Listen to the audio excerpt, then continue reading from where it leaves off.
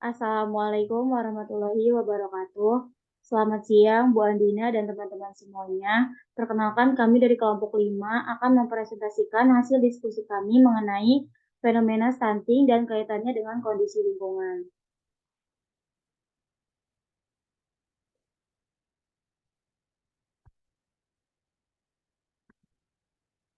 Adapun anggota kelompoknya yaitu Reza Rizky dengan NIM 02, saya sendiri Ira Supini Julfa dengan NIM 04, ada Usatudina Pamungkas, ada Dulu Zahra Maulia, dan Raditya Aridenda Utama. Nah, eh, di sini kami akan membahas mengenai yang pertama pengertian stunting secara umum, yang kedua faktor lingkungan yang menyebabkan stunting, yang ketiga data stunting di Indonesia, yang keempat studi kasus, yang kelima adalah penanganan stunting. Nah, yang pertama yaitu pengertian stunting secara umum. Stunting adalah masalah kekurangan gizi kronis yang disebabkan oleh kurangnya asupan gizi dalam waktu yang cukup lama, sehingga mengakibatkan gangguan pertumbuhan pada anak, yakni tinggi badan anak lebih rendah atau pendek dari usia standarnya. Materi selanjutnya akan disampaikan oleh teman saya. Oke, selanjutnya adalah faktor lingkungan yang menyebabkan stunting. Nah, di samping pemenuhan gizi pada anak dan juga balita, ada juga faktor-faktor lingkungan yang mempengaruhi terjadi kasus stunting, khususnya yang terjadi pada balita. Next. Nah, faktor-faktor apa saja sih yang mempengaruhi terjadinya stunting? Ada tiga faktor utama atau faktor yang kerap terjadi, yaitu yang pertama sumber air bersih dan akses terhadap air minum, lalu yang kedua ada fasilitas sanitasi, dan yang ketiga pola asuh. Nah, pola asuh ini mengenai dari proses menyusui ibu dan juga pemenuhan gizi bagi anak. Nah, sumber air bersih dan akses terhadap air minum juga sebagian besar berhubungan dengan kejadian stunting yang dialami oleh balita di bawah atau bayi di bawah 5 tahun. Nah, selanjutnya ada kepemilikan fasilitas sanitasi dan juga akses ke jamban atau ke WC-WC sehat juga berhubungan signifikan dengan kejadian stunting pada balita. Nah, aspek higienis yang berhubungan dengan kejadian stunting balita adalah praktek mencuci tangan dan juga menggunakan sabun beserta air dan mengalir.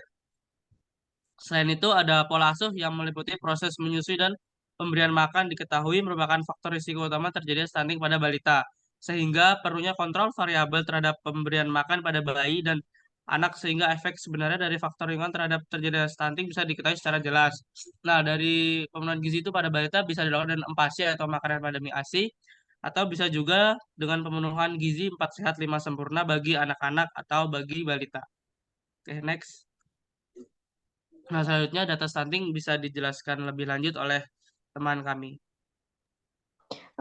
Baik, kemudian mengenai data stunting di Indonesia.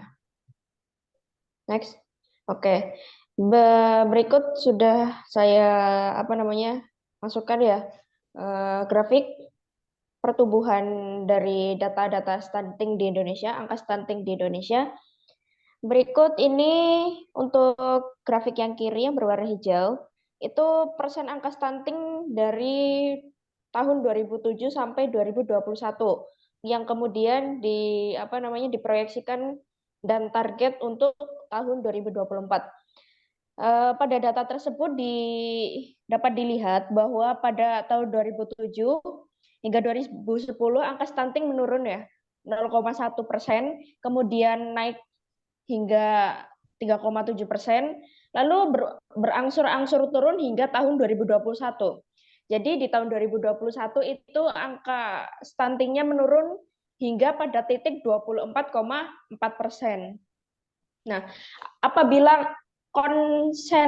konsistenitas dari penurunan angka stunting ini terus berlanjut hingga tahun-tahun berikutnya, maka apabila turunnya itu sebanyak 3,5% saja tiap tahun, maka bisa dicapai target 14% di tahun 2024. Nah, untuk mencapai target-target tersebut, kita perlu melakukan berbagai program untuk menurunkan stunting, seperti itu. Kemudian untuk berdasarkan kelompok umur, stunting di Indonesia itu tertinggi berada pada kelompok umur 0 sampai 59 bulan, yaitu di angka 24,4%, yaitu berarti semuanya ya. Lalu tertinggi itu berarti ada di 36 sampai 47 bulan, itu 6%. Itu berdasarkan sumber dari studi status gizi Indonesia.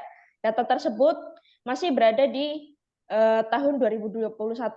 Mungkin untuk yang tahun 2022 belum keluar ya. Jadi data terbaru masih menunjukkan data tahun 2021.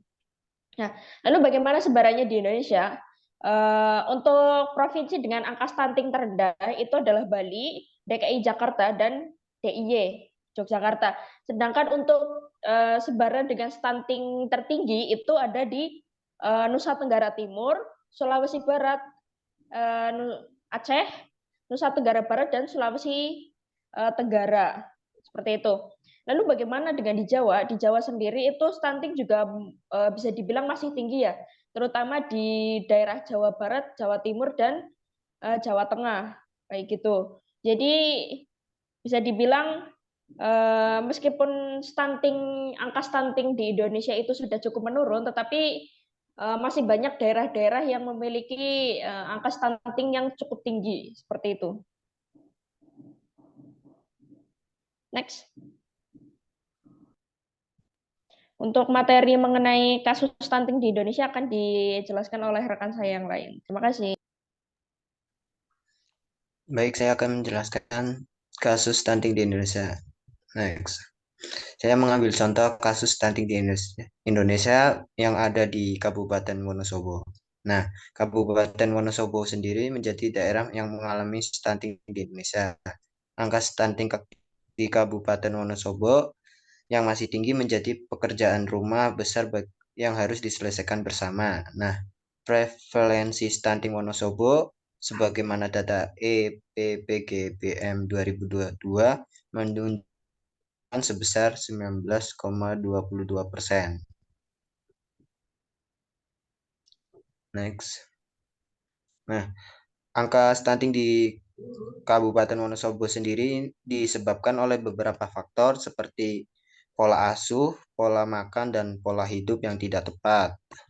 Pengasuhan yang kurang baik yaitu kurangnya pengetahuan ibu mengenai kesehatan dan gizi sebelum dan sesudah pada masa kehamilan maupun melahirkan, itu menjadi penyebab utama yang ada di Kabupaten Wonosobo. Sekitar 32% kasus stunting di Wonosobo disebabkan oleh faktor lainnya juga, adanya perkawinan anak di bawah umur, kurangnya edukasi remaja tentang reproduksi sehat, dan kurangnya ketersediaan alat ukur, serta sumber daya manusia juga menjadi tantangan terbesar di Wonosobo. Kondisi ini juga disebabkan karena tidak berfungsinya 5 meja posyandu yang disebabkan oleh tidak adanya pengorganisasian kader yang baik. Bahkan di beberapa desa, kurangnya jumlah kader juga berdampak saat melakukan validasi pengukuran dan konseling. Dengan adanya kasus stunting di Wonosobo, Pemkab pemerintah Kabupaten Wonosobo tidak diam saja. Pemkab Wonosobo melakukan beberapa upaya seperti meningkatkan pemahaman masyarakat desa tentang stunting dan cara pencegahannya melalui penerapan pola hidup bersih dan sehat dan seimbang. Yang kedua ada meningkatkan peran dan kapasitas kader pendamping keluarga, pendamping desa dalam pencegahan dan penanganan stunting. Yang ketiga beranggotakan multi pihak untuk berkolaborasi aktif dalam pencegahan stunting di lokasi program. Dan yang terakhir adalah menyebarluaskan praktik program seperti melalui poster, video, dan sharing di festival budaya. Oke, selanjutnya penanganan dari stunting ini. Nah, stunting ini dapat dilakukan pencegahan supaya tidak terjadinya stunting. Dari negara sendiri atau pemerintah sendiri ini ada strategi nasional percepatan pencegahan stunting. Nah, ini masuk ke RPJMN Indonesia. yang merujuk juga pada SDGs. Nah, salah satunya di sini untuk yang percepatan pencegahan stunting ini ada 5 pilar. Pilar pertama yaitu komitmen dan visi kepemimpinan. Nah, di sini ditujukan untuk memastikan pencegahan stunting menjadi prioritas pemerintah dan masyarakat di semua tingkatan. Nah, ini dapat berupa strategi, kebijakan, dan penurunan targetnya. Selanjutnya ada pilar kedua, kampanye nasional dan komunikasi perubahan perilaku. Ini bertujuan untuk meningkatkan kesadaran publik mengenai perubahan perilaku masyarakat untuk mencegah stunting. Pilar ketiga, konvergensi program pusat, daerah, dan desa. Nah, bertujuan untuk memperkuat konvergensi melalui koordinasi program kegiatan pusat, daerah, dan desa. Jadi programnya saling terkait dan saling terhubung untuk memperkuat adanya percepatan pencegahan stunting ini.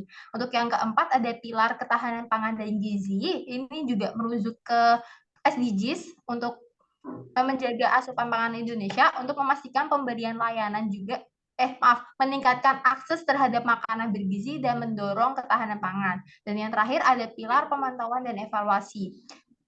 Untuk memastikan pemberian layanan tadi itu yang bermutu dapat meningkatkan akuntabilitas di masyarakatnya, masyarakatnya dapat merasakan program yang di kebijakannya tidak. Nah, jadi pemerintah ini di pilar ini tuh harus tahu programnya itu sesuai atau tidak.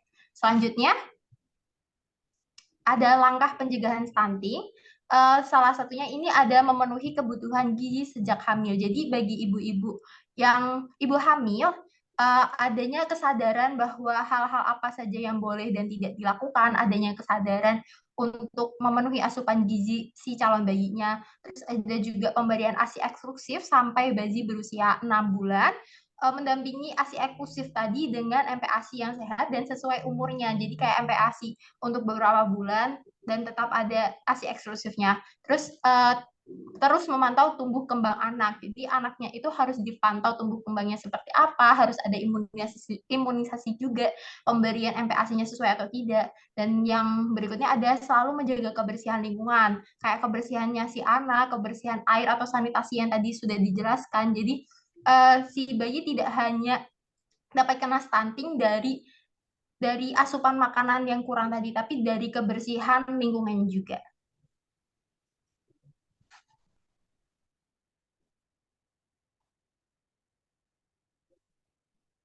Oke, mungkin itu aja yang bisa sekelompok kami sampaikan. Kurang dan lebihnya kami mohon maaf. Jika ada yang mau ditanyakan, silakan untuk menulis pertanyaan di grup. Terima kasih. Wassalamualaikum warahmatullahi wabarakatuh.